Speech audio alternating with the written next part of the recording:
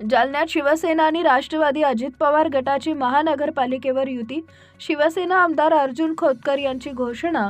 भाजप स्वबळावर लढण्याची शक्यता.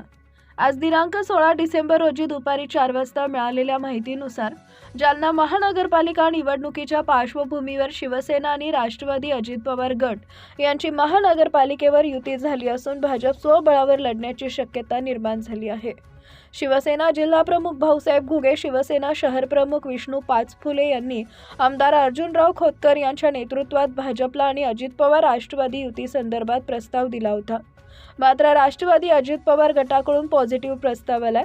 राष्ट्रवादी काँग्रेस पार्टीचे अजित पवार गटाचे जिल्हाध्यक्ष अरविंद अण्णा चव्हाण, राष्ट्रवादी काँग्रेस पार्टीचे अजित पवार गटाचे शहर जिल्हाध्यक्ष शेख मेहमूद भाई यांनी शिवसेना आमदार अर्जुन खोतकर यांची भेट घेतली आहे.